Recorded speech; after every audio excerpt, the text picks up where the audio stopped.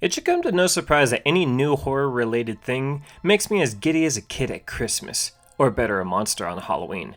But there are a few more specific horror-related things that get extra attention, and some of it is well-deserved. And one of those little gems is none other than James Wan, a horror director that has treated the world with some of the better horror movies out there. Before Saw became a franchise of, let's see what kind of torture porn they will have for us in the next movie, it was a simple psychological horror thriller that genuinely terrified you with its jump scares, created character relationships that made you want them to survive the brutal torture that was waiting for them, only to be overwhelmed by the dread of the ending. Game over!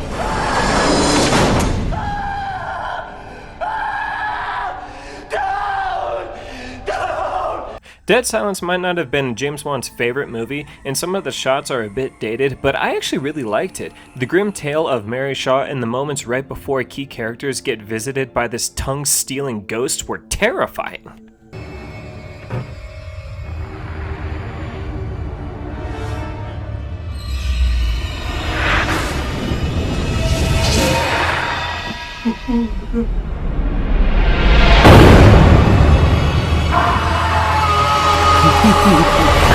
Insidious 1 was a great ghost story, with its own mythology of spirits, the spirit world, and out-of-body experiences, which got topped off with a terrific ending.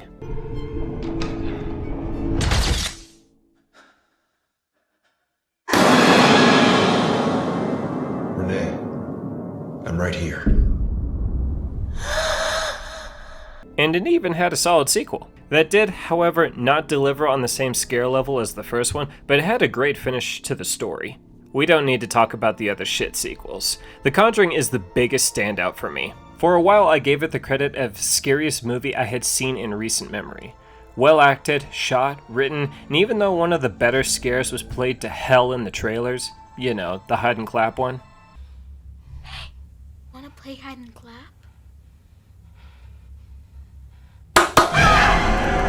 It still had plenty of scares in the bank to keep you on your toes throughout the whole movie. Also, AQUAMAN kicked ass. Excuse me. So announcing a James Wan directed horror movie to fans of his is like playing a record in Alaska.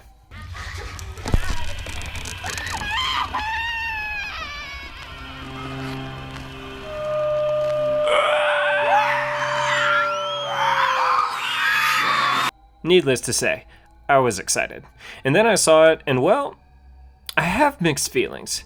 So I'll break down the plot and we will then judge. I will spoil this movie because honestly, there isn't anything to talk about without spoiling things. Because this movie is straight up bonkers. The movie starts off in a mental asylum, and this place, I mean, where the hell are we? Hogwarts? Anyways, at Hogwarts, a problem child named Gabriel with super strength and electric wave powers is knocking all of the orderlies around until it gets tranked. And we get a very cheesy intro line, "It's time to cut out the cancer." What? That's the intro? If this movie is prepping us for cheese, I mean, good job. And then we get the intro quick cut scene with Saw-like music playing, and then we fast forward to present story time and get introduced to our main character, Madison, who just finished a long day of work and being pregnant, and her husband welcomed her home and helped out in the best way possible.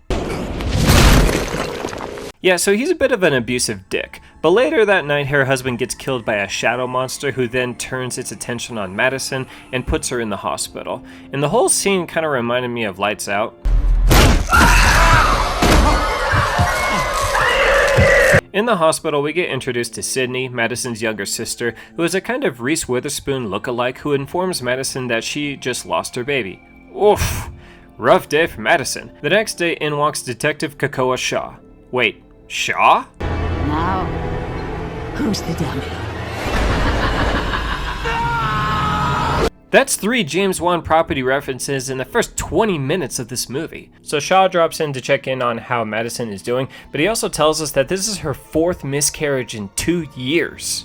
Damn, this girl just can't catch a break. But she gets her spirits back and returns home. Later on, Sydney stops by to visit, and Madison drops the bombshell that she's adopted. And Sydney's reaction with the music that drops in is so over-the-top cheese that I just busted up laughing when I saw it. We teleport to the Seattle Underground where a random tour guide is Well, giving a tour. After hours, she gets attacked by the lights out monster, but in physical form? Developments are happening. So the tour guide gets taken to a Saw-like area, and the lights out monster, who is taking on a more slasher-like appearance, uses her phone to call the doctor from the intro of the movie. He says a line that only a few dead orderlies and some doctors would know. Gabriel? He survived? How?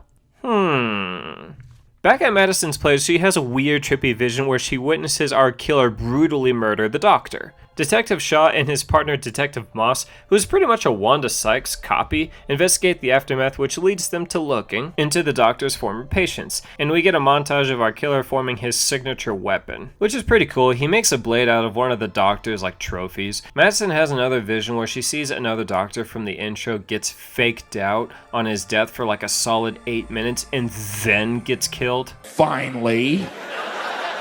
Gabriel did sit on that bed oddly as he stabbed that doctor to death. Here's the thing about watching a James Wan movie. If you're known for insane twists, unfortunately people watching your movies are going to spend too much time trying to guess what it is. I saw this movie with a brother, and he essentially figured out what the twist was around this time in the movie. Also, Gabriel is looking very monster-like. Is this movie trying to be a slasher movie? So Madison and Sydney go tell the cops where the murder happened, and the cops go back to check it out, and turns out she was right. Madison figures she needs to dig into her past for clues, and it turns out Gabriel was a quote-unquote imaginary friend that told and convinced young Madison to do some pretty messed up stuff.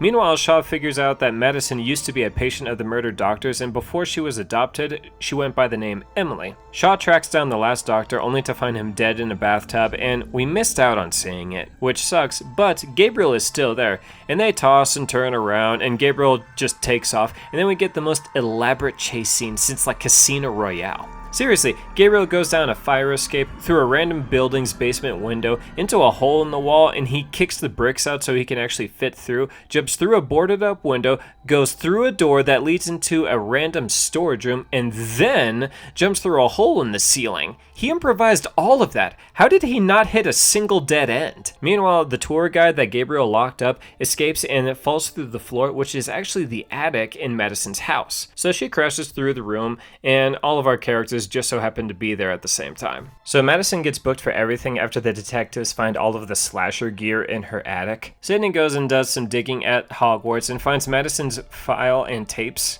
And turns out our tour guide was Madison's birth mother. We get the big twist reveal. Gabriel is Madison's teratoma tumor at the back of her brain.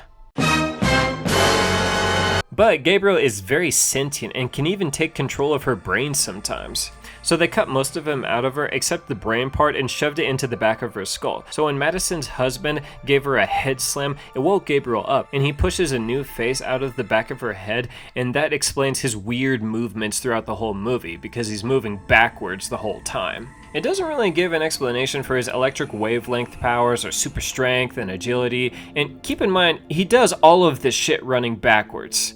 Every bit of it. Meanwhile, all the exposition dump is happening. Madison has an episode while getting beat up in the jail cell by some random jail chicks at the police station. And Gabriel ain't having any of that shit, and so he busts out and kills everyone in the room. This just got awesome. And then he kills every cop in the precinct, which adds up to being 15 jailed chicks and 23 cops. These are real numbers. I counted at least that many. So Gabriel kills 38 people in a single building in about 5 minutes with his bare hands and a homemade blade, but for some reason can't take down Shaw, Wanda Sykes, or the dorky analyst. Get out of here with that plot armor shit. But right before Gabriel leaves, he does nail Shaw and Wanda Sykes with a chair that would impress Rick O'Connell himself.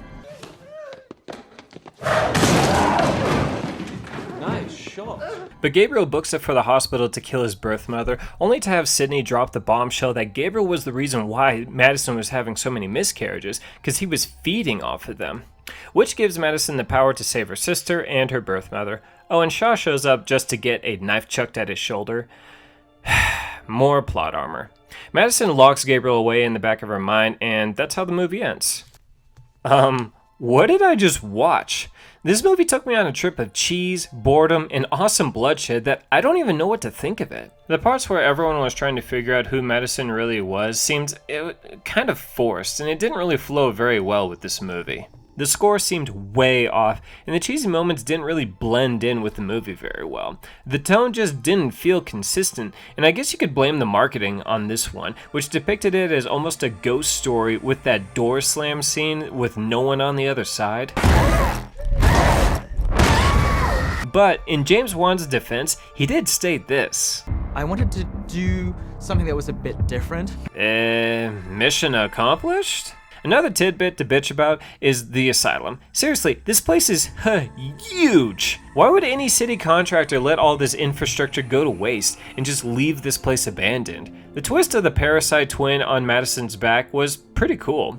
And when Gabriel gained full power, why didn't he use more electric wavelength powers? They really showed him flexing them throughout the whole movie, but he kills most everyone with his bare hands. I know I'm nitpicking here a bit, but Gabriel dislocates Madison's joints every time he takes control.